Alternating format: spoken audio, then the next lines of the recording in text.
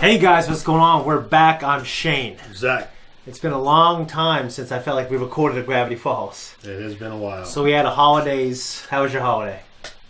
It went Mine, great for the kids. That's pretty much good for the kids. Yeah, I mean,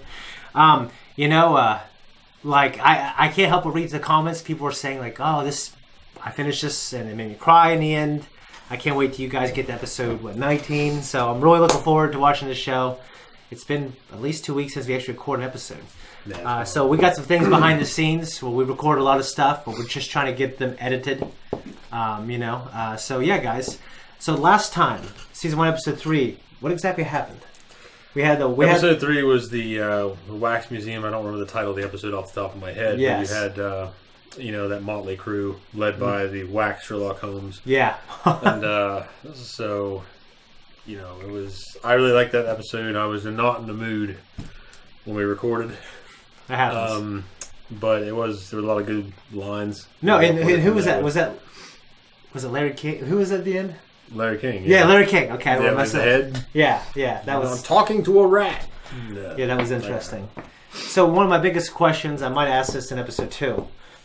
So I guess looking at the show, like what is it about Gravityfalls that is generating all these magical or eerie things? Yeah, I mean, that's those of you that have watched this show in its entirety know that question does get asked by a very important character.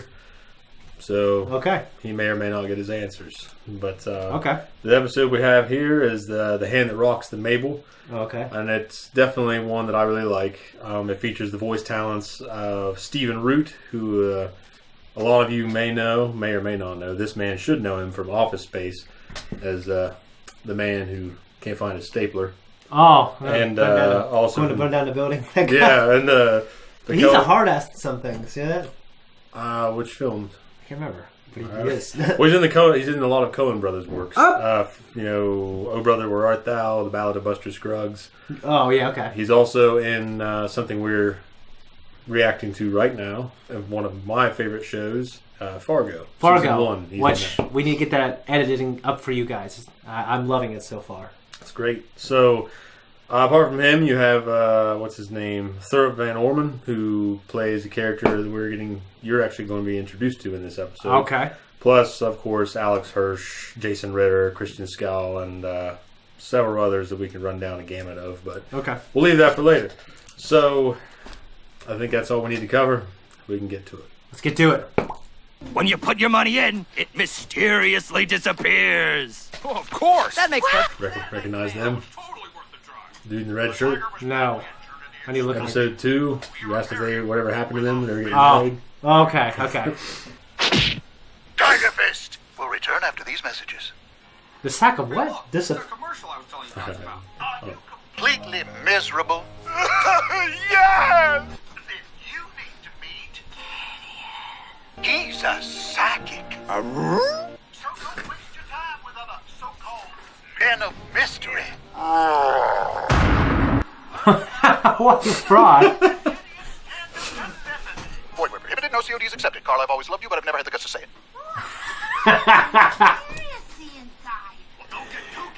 No one that lives under my roof is allowed under that Gideon's roof. Do tents have roofs? Wop, wop! She'll come down soon, folks. Step right up there, folks. Put your That's Stephen Root. Okay. Buddy Gleeful. Yeah. This is like a bizarro version of the Mystery Shack. They even have their own Seuss.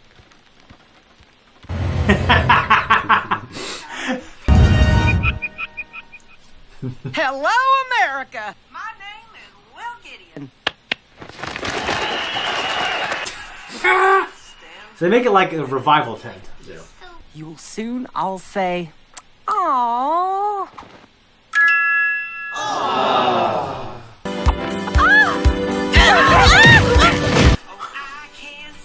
The old lady was walking up with a walker.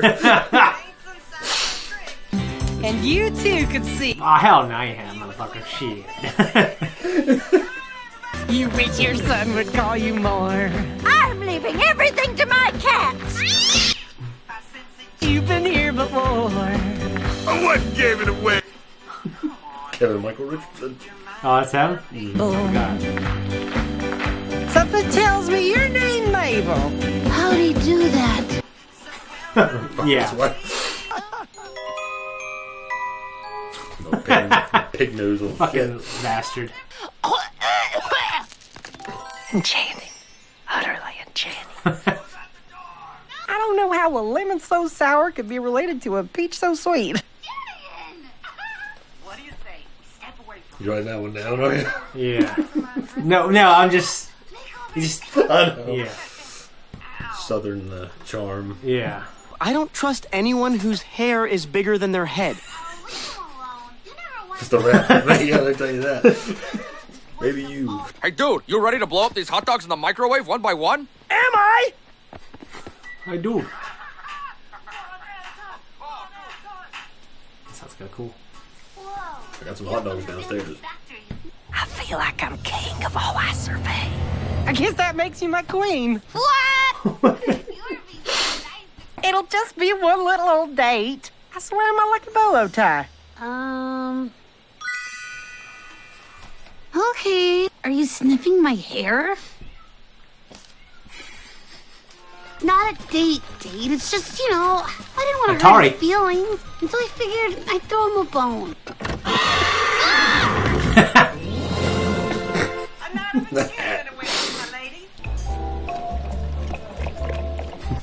Horse is drinking out of the fountain. Let's bring a horse in here. Mr. Gideon, the feet on the table. An excellent choice. Jean-Luc, what did we discuss about eye contact? Yes, very good. And water with bubbles in it? Ooh la la. Dude, did you... Everybody's talking about Gideon and Mabel's big date tonight. What? That little shyster is dating my great name. Little shyster. Linda Cardellini. Okay. Wendy. Ow. Dude, wouldn't it be funny if that was a closet and he had to come back out again and walk out the real door? Nope, real door. I will pardon nothing. That's you. You simply must come in for coffee. But I came... It's imported, all the way from Colombia. Wow. I went to jail there once. Some digs you got here. This is beautiful. We've been at each other's throats for far too long. Let me get that. At each other's throats for far too long as we have. Whoa. You said just one date, and this was it. Hark! What a surprise! A red-crested South American rainbow macaw. Ah! 2, 3, 4. Mabel, will you accompany Gideon to the ballroom dance this Thursday?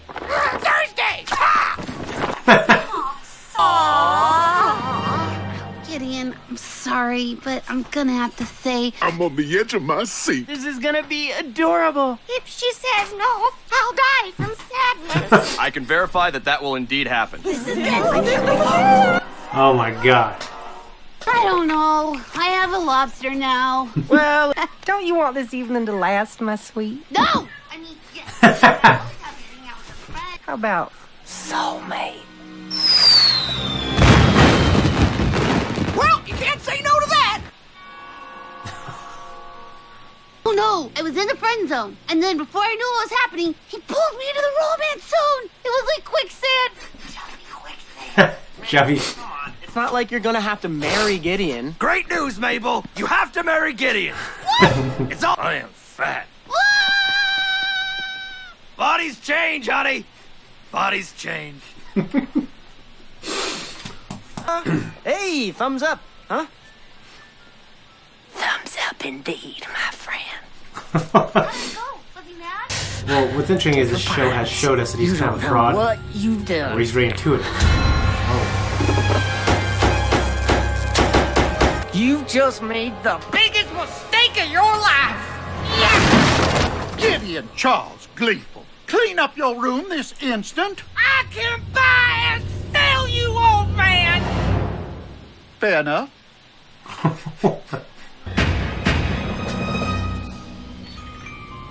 Hello, friend. Gideon, what do you want from me, man? Listen carefully, boy. Boy. Secrets you couldn't begin to comprehend. Is this about fire? You turned her against me. She was my pink dumpling. okay, man? You've broken up with guys, right? Oh, yeah.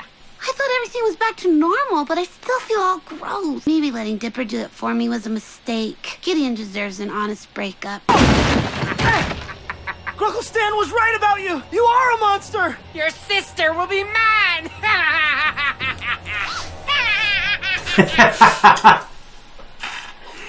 We need to get little versions of us. You are. Gideon, we have to talk. Mabel! My marshmallow! What are you doing here? I'm sorry, Gideon, but I can't be your marshmallow. I needed to be honest and tell you that myself. Hey, but we can still be makeover buddies, right? Wouldn't you like that? Really? No, not really! You were like attacking my brother. What the heck? My tie, give it back! Dipper! Around the fucking window.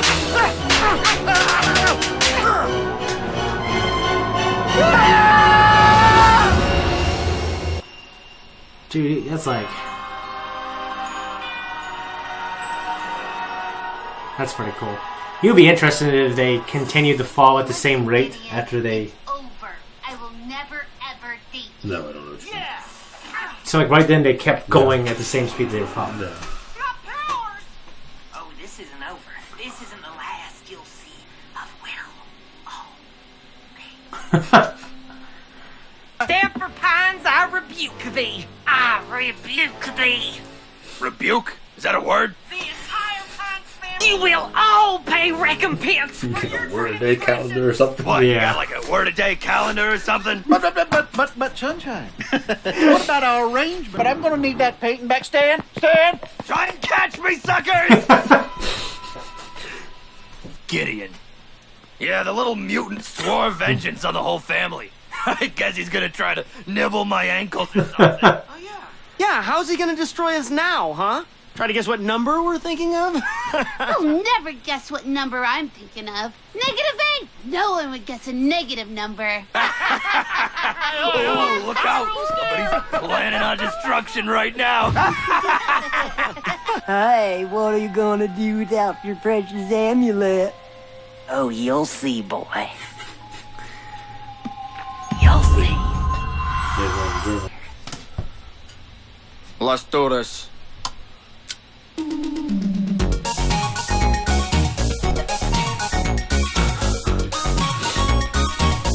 Okay, guys, that was our reaction, and now we're gonna break it down. So we got a couple new characters now: Buddy Gleeful and his son Gideon. Yep. Dude, Gideon's a good character. Like, he's a funny, good character for the show. He's great. A little the southern drawl. Yeah. And everything. Yeah. What's interesting is they add that he's like the southern hospitality preacher, like tent revival type guy. Yeah. Mm-hmm. Where he's up there, he's charismatic, and in some cases, you know, especially this case, he's using kind of little cheap tricks. You know, well, it's funny because his dad owns a used car lot. He's a used car salesman. So, dude, we had a guy who was a good to honest preacher who came in to sell cars when I was there. Yeah, he didn't last long at all. He just couldn't be like his code. Couldn't bullshit him. His code wouldn't allow him to be dishonest. You know what I mean? Yeah. But I have a guy who was a preacher. He's my boss, and he was like he's one of the best bosses I ever had. He was a nice guy. He's a good at what he did. He never lied. You know what I mean? But like. He had all kinds of interesting tactics that I thought they were honestly good ones. They weren't dishonest. You know what I mean? Yeah. Just, you know, to get people interested. You know what I mean?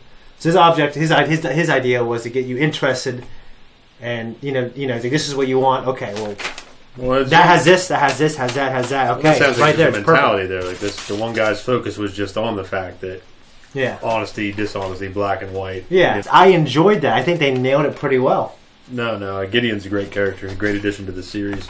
Yeah. I mean, he comes back several times in a lot of different ways, in a big way, towards the end of both seasons. Okay. And and Bud, his dad, you know, Stephen Root, the voice actor that carries him. Great character, like I said, he's a used car salesman. He's kind of like a shyster too. Yeah, so it's kind of the dynamic between. I love the word shysters. These two shysters, like between him and Grunkle Stan. Yeah, that, you know, butting heads, try to out-shyster each other. Yeah, pretty much. Yeah, so. And I love the thing with like, the picture with the darts on it. That was funny. Yeah, let me get that. Yeah, and they come together over their love of money and profit and greed. You know what I mean? Yeah, so that they can come to terms on that. Yeah. You know, and if you look up, and I know I pointed out Stephen Root, but if you look up Thurp Von Orman, the guy that plays Gideon's voice, he does not look like he would play Gideon's voice. You'd have to see him. Okay. You know, I know you're reacting to Vikings right now, but he looks like he'd be a cast member in this show. Really? He's got a beard and he's bald and tattoos, and that's funny.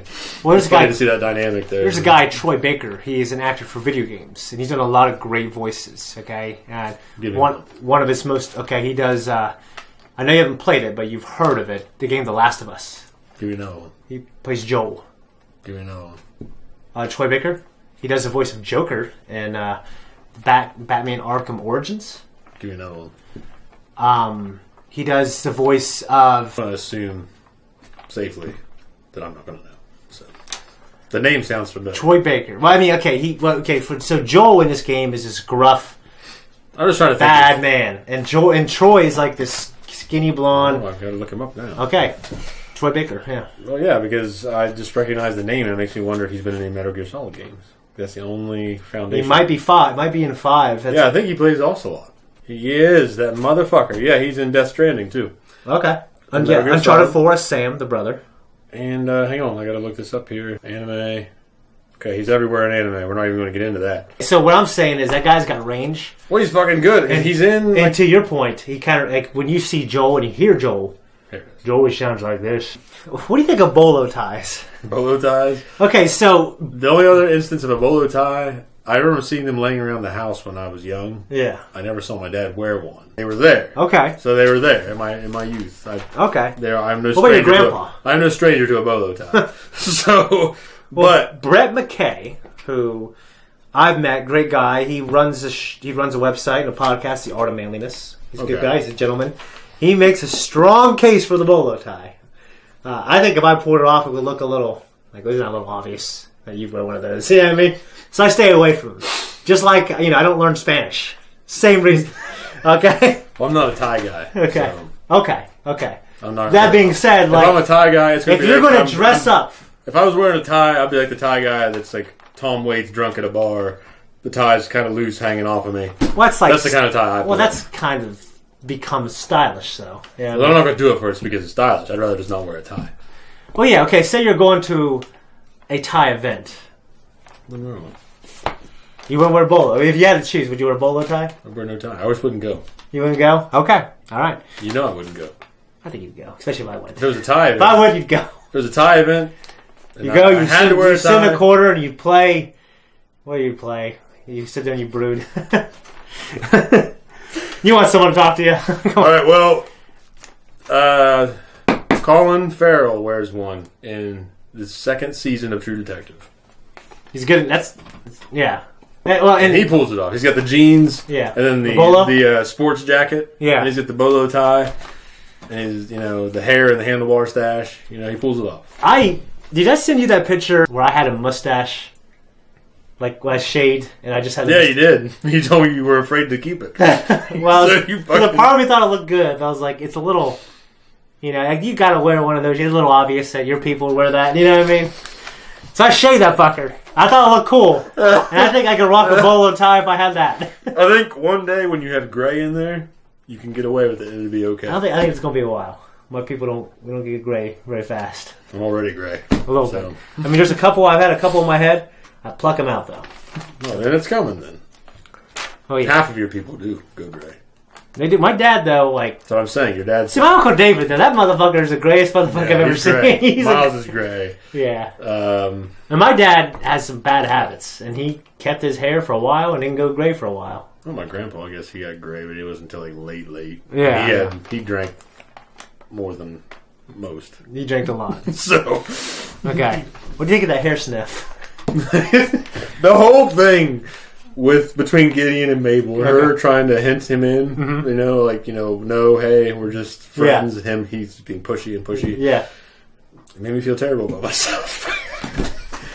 Well, here's the thing. I think every guy, except maybe the really cool ones that are cool forever, that have always been cool, and they stay cool, like every guy goes through that. And that would have been the perfect opportunity. If I were him and I sensed that she did You know, if you did all this extravagant stuff, I'd fucking ghost her immediately, shut it down.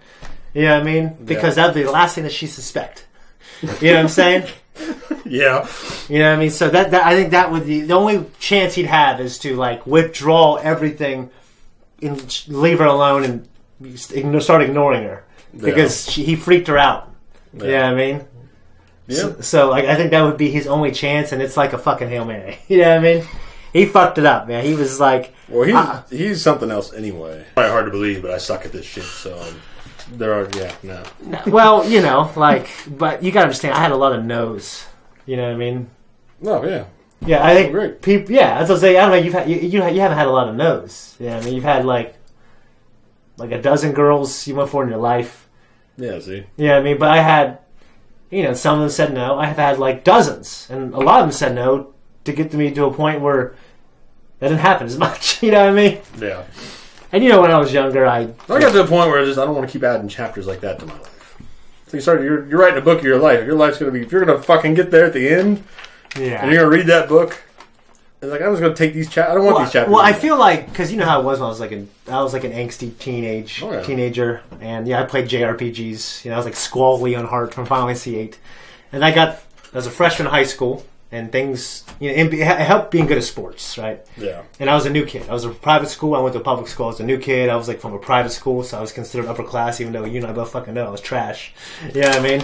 Not as trashy as you. There you go. Yeah, I was about to say. Trailer trash. I was fucking like, there you go. Just house a little bit bigger. Trash, you know what I mean? You a real house. A real house trash. If you cut off my garage, trash. Your family is not trash. If you cut off my garage, how big is my house? Bigger than a trailer.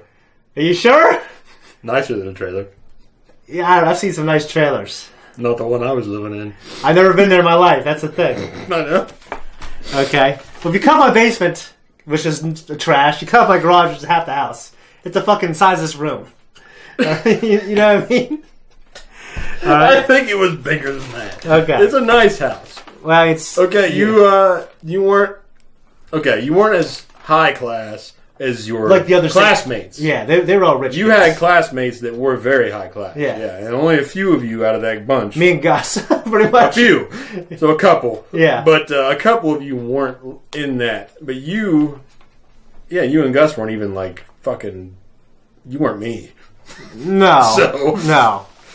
But, so that being said, going to public school, I had that boosted me. Yeah, I mean, people thought I was like this private school kid, and I was good at sports, so that helped. But like up until like 10th grade is when I turned it around. But before that, you know, I was like, I was in love with this girl. You know what I mean? I've always been this way. I know. There you go. Anyway, so yeah, bolo ties. All right, hair sniff. You know, I brought that up. Yeah. I know why you brought it up. I won't mention it here. But okay, so what do you think of bubble water? Why? Well, my friend, she loves bubble water. And so the idea of like, carbonated water, like I haven't had it in years and years and years. I hate it. Like I remember being at my buddy Jordan's house, and he had some word for it, Pellegrino. I don't know, some fucking conceited, classy word. No, he's not a conceited, classy guy. I'm just trying to think of. Like he gave me, I thought it was Sprite or some shit. Open it up and sparkling water is what it is. Yeah. Do you like that shit? No, I like liquor, and then if I don't get liquor, I'll drink some pop. There's people who just alcohol in general, but then if you can't get that, you get some pop. There's some pop. We call it pop here in Ohio. We don't call it soda. No. You know?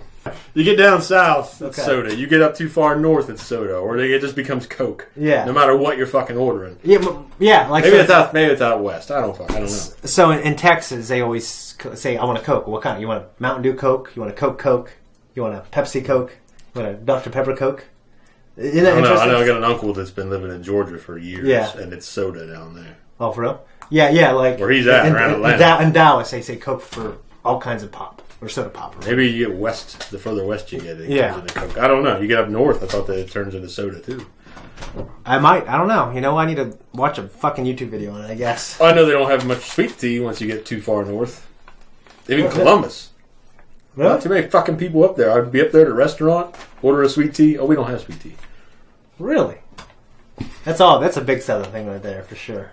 Yeah. I was down south one time in Pigeon Forge, and we were at a Japanese steakhouse. Yeah. And the guy serving us, or the guy, he was one of the it's like a fusion where they cook in front of you. Yeah. And everything. Well, we ordered sweet tea or something like that. He's like, can you tell we're not from here? And he's like, oh, yeah. You don't say sweet tea. It's funny how he did that rendition of the accent. That is funny. Yeah. It's not very funny because this is not going anywhere at all, so we can continue. No. It made me think of when you order sweet tea and they go, we have tea, and we give you the sweetener. And I hate that because it's not warm. It has to be. It's not, fused with it. It's not fused with it, and it just falls to the bottom. It's not broken down. Yeah. Okay, it's so. Like you told me the other day when I told you I ate all the ice cream. Mm-hmm. Yeah, you ate it all. Well, go ahead. Yeah, because I had to quit drinking and temporarily. Yeah. And I have a strong craving for sugar now. And anyway, I was getting that Vincent D'Onofrio and the Men in Black. Yeah. Oh, sure. And water. Yeah, okay. More. We were Giant Eagle. Yeah, I remember that. Yeah. Linda Cardellini. Love that actress. I love her. I love Freaks and Geeks, one of my favorite shows. Check it out. It'd be great to react to. You've never seen it. And also Mad Men, one of my favorite shows ever that I would like to react to eventually. Yep. She plays a pretty big role in that as well. So, yeah. Have you ever sat around the living room with your sweater over your fucking legs, your knees, when you were a kid? Maybe when I was a kid. Like this? Ugh. Maybe when I was a kid. I did all the time, and my dad would get pissed off because I stretched out my shirt. Yeah. Yeah. I don't know how often I did it. I mean, I know that I've done it, but I didn't do it enough. Your kids do it? I've seen my son do it a couple times. Yeah, I know Amelia's done it. Okay. Isabel, I'm not sure. Okay. If she did it or not. Okay, have you ever broke up with someone for a friend? Oh, like left a woman because friends... What do you mean? Like a friend wanted her? No, hell no. I'm talking about... What are you fucking talking about? I'm talking about your friend didn't want to see a girl anymore, so you had to say, hey, it's over. I've broken up with people because friends wanted me to break up with them. But I'm not sure it was the exact same circumstances. No, okay. So I had a friend. We went to it was in 8th grade. We went to he went to date with her at a movie theater. I came. I was like the third wheel, and he said, "Dude, I don't ever want to see this girl again. You got to tell her right now." So he went to the bathroom in the movie theater, and I had to tell her, "Hey, he's not coming out." Like he didn't want to see. And they were talking on AOL Instant Messenger forever. So that was like their first date, I think. And I went, and he just wasn't into her. Yeah. So I had to break up with her for him. So he didn't have to do it. Yeah. Okay. And yeah. That's what I'm saying. All right. So, you're talking about like being the middleman. Yeah. Okay. Yeah. No one ever asked me to do that shit. Yeah, because the best. Dipper did that. You'd really fucking yeah. And so he didn't like it. You know what I mean? Sorry, I don't know what to say, but that's it. I remember I was super emotional. I remember thinking, like, dude, this is a nicer girl. What's wrong with you? Like, yeah, I mean, but now I know, who gives a fuck? You know what I mean? We're 14 years old. You know what I'm saying? Yeah, I hear you. Yeah, so, like, she was like, she fell down her knees. Ah! She did? Yeah. Jesus. Yeah, dude. I was like, I'm so sorry. I felt so bad for her, dude. So that made me think of that. Yeah, I'm thinking, that's a shitty thing to do. I like how she came around and said, I should really do it.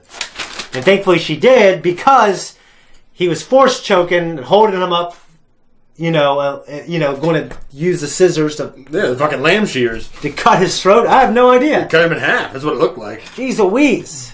Yeah, it wasn't good. I sensed, like, and it could be just me with my biases, some Revenge of the Sith vibes. Like, liar, you turned against me, and using levitation. And using... When did Revenge of the Sith come out? That came out our senior May 19th, 2005. Yep, senior year. My senior year. Your senior, my junior year. So, okay, yeah, I can see that. Okay. And then, of course, at the end, we had Gideon. He has one of the journals. And, to be honest, I can't remember the first journal. Oh, it's the one Dipper has. Oh, he yeah. has the third journal.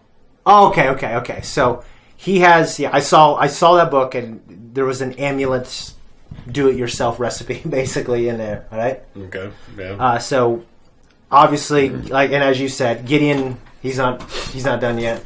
He's going to find a way to make a shitty comeback, and he's not over Mabel. He's a crazy obsessive dude. So yeah, he'll come back in a big way, and he'll be a pain in everyone's ass, especially Stan's. Yeah, he comes back in little ways too that are funny. Yeah, throughout. Yeah, and he still butts heads with Stan. Like I said, you don't see much of his dad anymore in a major way. Okay, until a little later, but yeah. I mean, one thing to keep an eye out for that I've never really paid attention to, but the clown painting that Stan steals, and the lobster from this episode that Mabel brings home from the restaurant. Pay attention.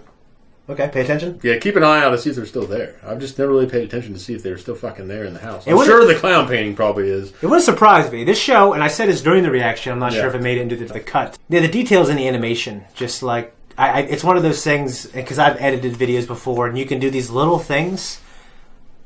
Oh, it makes it look 1% better, and sometimes people don't notice, but I noticed. You know what I mean? Like, he was writing down the address.